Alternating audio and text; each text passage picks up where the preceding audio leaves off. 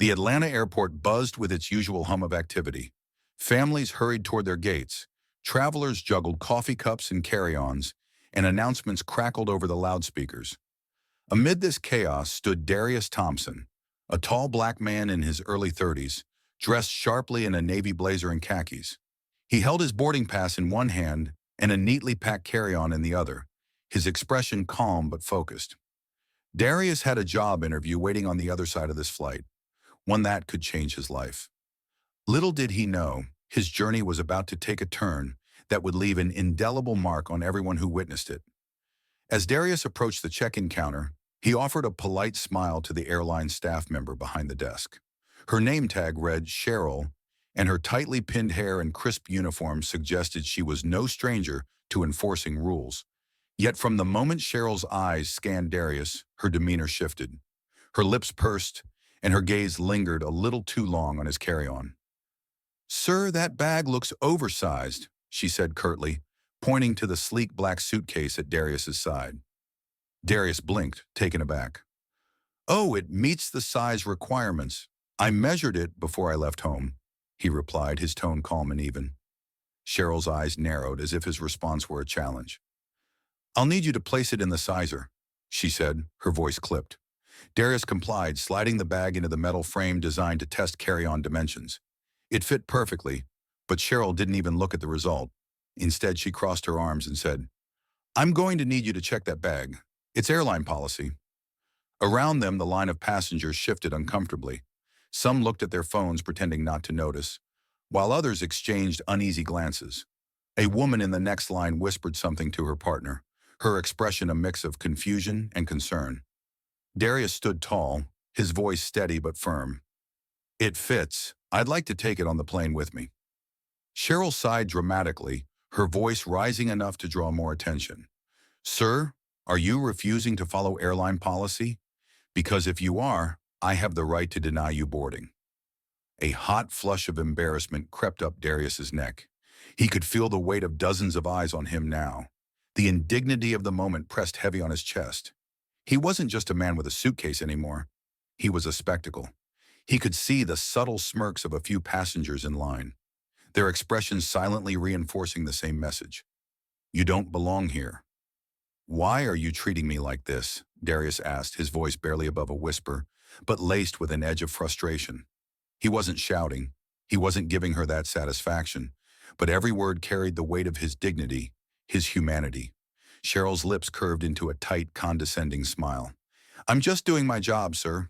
If you'd like to escalate this, I can call my supervisor." Darius hesitated, his mind racing. Should he comply to avoid further humiliation or stand his ground and risk missing his flight? In that split second, memories flashed through his mind. His mother's advice to pick your battles, the countless times he'd swallowed his pride in situations like this to avoid being labeled angry or difficult. But this wasn't just about him. This was about every person who'd ever been reduced to a set of stereotypes, stripped of their dignity in the name of policy. "Please do," Darius said, his voice stronger now. "Call your supervisor." The crowd around them grew quieter, the tension palpable. A little girl holding her mother's hand looked up, her wide eyes filled with confusion as she whispered, "Mommy, what's happening?" Her mother shushed her quickly, casting an apologetic glance toward Darius before averting her gaze. Cheryl picked up the phone, her tone icy as she relayed the situation to her supervisor. Every second felt like an eternity as Darius stood there, his heart pounding, but his expression resolute. He wasn't going to let her win. Not this time. As they waited, Darius caught the eye of a fellow passenger, a middle-aged woman with graying hair and kind eyes. She nodded slightly, a gesture of silent support. It was a small thing, but it was enough to remind him that he wasn't completely alone in this. The supervisor's arrival marked the beginning of a deeper confrontation, but for now Darius remained rooted in his spot. The air around him crackled with unspoken tension, a mix of solidarity, discomfort, and anticipation. He wasn't sure how this would end, but one thing was clear. Darius wasn't just fighting for his bag, he was fighting for his right to exist without compromise, and everyone in that line would remember it. A woman in her 40s with curly hair spilling out from under a knitted beanie took a step forward. Her name was Maria, and though she didn't know Darius, she could feel his pain as if it were her own. Her son, who was just a few years younger than Darius, had once been stopped at a store for looking suspicious, simply because of the color of his skin. The memory of his tears, his frustration, and his disbelief ignited a fire in her chest. "Excuse me," Maria said, her voice soft yet firm. "This man isn't doing anything wrong. Why are you giving him such a hard time?" Cheryl turned to her, the irritation in her expression unmistakable. "Ma'am, this is none of your concern. Please step back and allow us to handle this situation." Maria didn't move. "It is my concern when someone's being treated unfairly. His bag fits perfectly, so why are you insisting he check it?" Darius glanced at Maria, gratitude flickering in his eyes. He hadn't expected anyone to speak up, least of all a stranger. It gave him a small but steadying sense of hope, like a tiny flame in a vast dark room. Cheryl, however, doubled down. "Ma'am, if you interfere any further, I'll have to call security. This is standard procedure, and we're following protocol." "Protocol?" Maria raised an eyebrow, her voice sharpening. "Is it protocol to single people out like this? Because I didn't see you stopping the man in front of him, and his bag looked just as big, if not bigger." A murmur rippled through the crowd. People began to exchange looks, some nodding in agreement. It was clear that the tension was shifting. What had started as an isolated confrontation now felt like a shared experience, with more passengers silently questioning the fairness of Cheryl's actions. Darius could feel the shift too. His heart still raced, but he drew strength from the subtle solidarity growing around him. Still, a part of him hesitated to fully trust it. He'd been in situations before where support felt performative, temporary acts of courage that dissipated the moment real consequences loomed. Meanwhile, Cheryl's face flushed red. She was losing control of the situation, and she didn't like it. "If you have an issue with how we run things, I suggest you take it up with the airline's management. Right now, my priority is ensuring that this flight proceeds smoothly." Maria opened her mouth to respond, but a new voice interrupted. "I think what she's saying is reasonable." A young man in a business suit stepped forward, his tone calm but unmistakably condescending. He had been watching the interaction from a few people back and now saw an opportunity to insert himself. "We're all trying to catch a flight here. If his bag needs to be checked, it's not the end of the world. Rules are rules." Darius's jaw tightened. It wasn't the first time he'd encountered someone like this. A self-proclaimed peacekeeper who, in the guise of neutrality, managed to uphold the very systems causing harm. Maria shot the man a glare. "This isn't about rules, it's about respect. You might not see it, but what's happening here is wrong, and it's not something we should just brush off." The man shrugged, clearly uninterested in debating further. "Suit yourself," he muttered, retreating back into the line. Darius turned to Maria and gave her a small nod. "Thank you," he said quietly. It was all he could manage in the moment, but the sincerity in his voice was undeniable. The tension continued to hang heavy in the air. Cheryl avoided eye contact with the growing number of passengers who seemed to be siding with Darius. The supervisor's arrival felt imminent, and every second stretched unbearably long. A child's voice suddenly broke through the tension. "Mommy, why is everyone mad?" A little boy clung to his mother's leg, his wide eyes darting between Darius and Cheryl. The mother knelt down, whispering something soothing into his ear. For Darius, the innocence of the child's question stung. He thought about his own childhood, about the times he'd asked his parents why the world seemed unfair to people who looked like them. Their answers had always been measured, careful not to plant seeds of bitterness, yet truthful enough to prepare him for moments like this. The weight of those memories, combined with the support from Maria and the murmurs of the crowd, steadied him. He wasn't just standing up for himself anymore. He was standing up for everyone watching, for the children learning from this moment, and for the countless people who had faced similar injustices and stayed silent. He looked at Cheryl, his voice clear and unwavering. "I'm not going to let this go." And with those words, Darius reclaimed a piece of his dignity, leaving Cheryl no choice but to face the growing tide of accountability surrounding her. The words came slowly at first, clumsy and uncertain as he typed them out. He stared at the blank screen, wondering how to explain what had just happened in a way that would make people care. He knew the stakes. He'd seen it too many times. People would question him, twist his words, or try to downplay the incident as just a misunderstanding. But as he glanced up and caught Maria giving him an encouraging nod from across the room, Darius felt his resolve solidify. He took a deep breath and began typing. Today, I experienced something no one should ever have to go through. At the Atlanta airport, I was singled out, humiliated, and treated unfairly, not because of my actions, but because of the color of my skin. My carry-on bag was perfectly within the airline size limits, yet the staff insisted it wasn't. They didn't stop others with larger bags. They didn't threaten to deny them boarding. It was just me, and I've had enough. His fingers paused over the keyboard. Was this too much? Too little? Would people see what he saw, or would they dismiss it, like so many others had dismissed similar experiences? He looked around again, his gaze landing on the little boy who had asked his mother why everyone was upset. That innocent question echoed in Darius's mind, fueling him to keep writing. This isn't just about a bag. It's about dignity. It's about respect. And it's about standing up for what's right, even when it feels impossible. I'm sharing this because these moments happen every day, and too often they go unnoticed. But not this time. This time, I'm speaking up. He attached the short video he'd managed to record during the confrontation. It wasn't perfect. It was shaky, with the noise of the airport drowning out some of the words. But it captured the essence of what had happened. Cheryl's dismissive tone, her refusal to acknowledge that Darius's bag fit, and her threat to deny him boarding were all there, plain as day. With one final glance at the post, Darius hit share. The response was almost immediate. Within minutes, likes and comments began flooding in. At first, it was just a handful of people, friends, family, and a few strangers who happened to be scrolling at the right time. But then something remarkable happened. The post started gaining traction.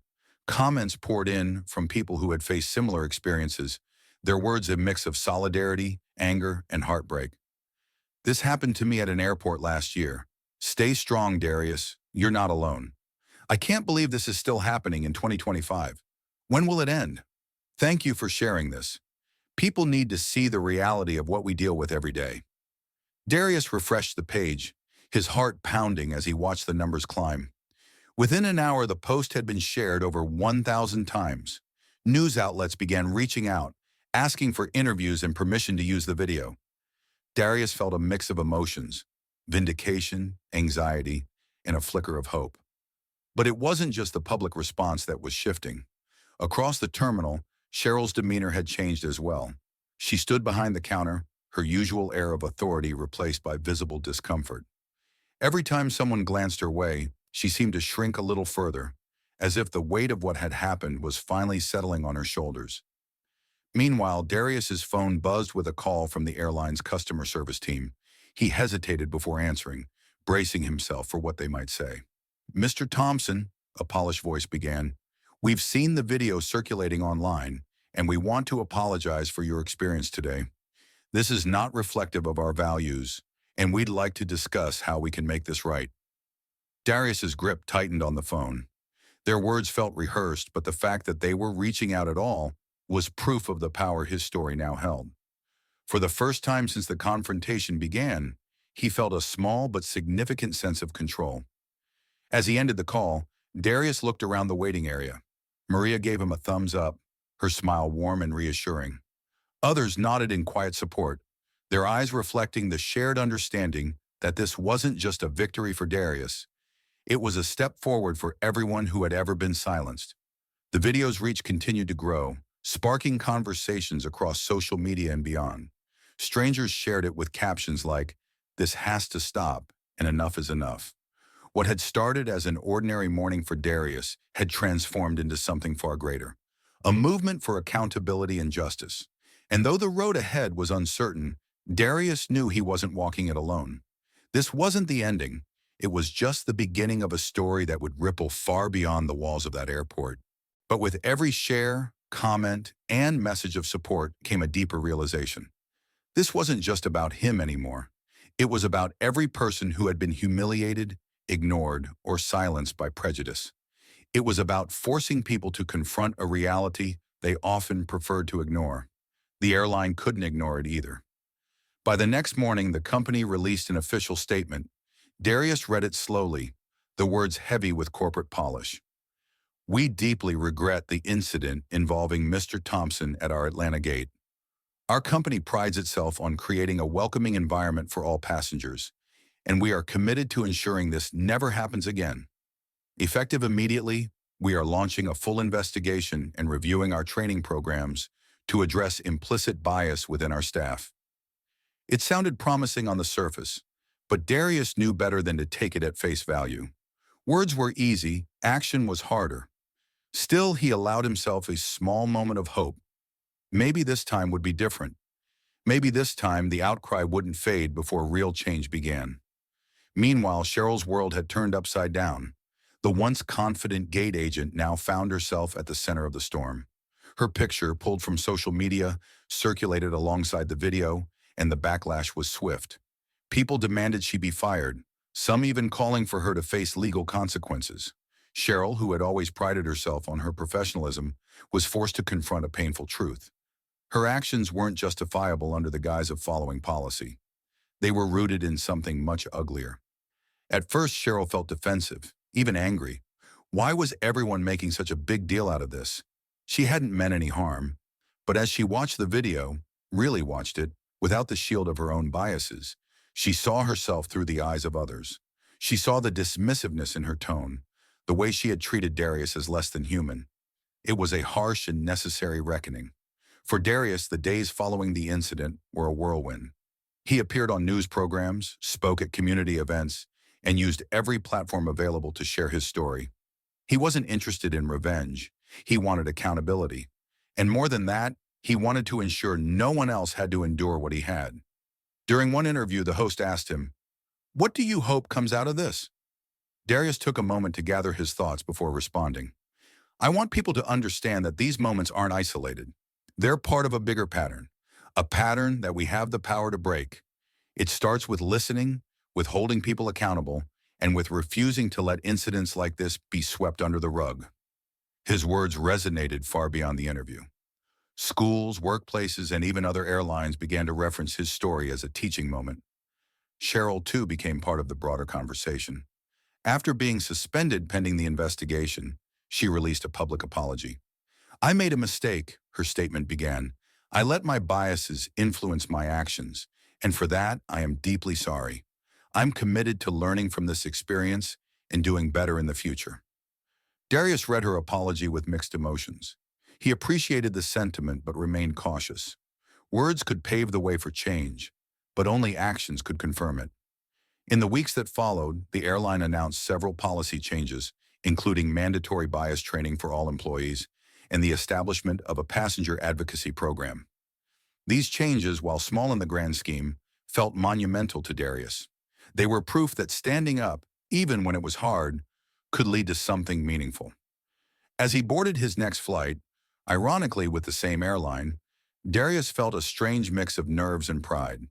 The world hadn't changed overnight, but it had shifted. People were paying attention, and that was a start. He settled into his seat, glancing around the cabin. A few passengers recognized him and offered warm smiles or quiet nods. One even approached him before takeoff. "Thank you," the man said simply, his voice heavy with emotion. "What you did, it matters." Darius nodded, the weight of those words sinking in.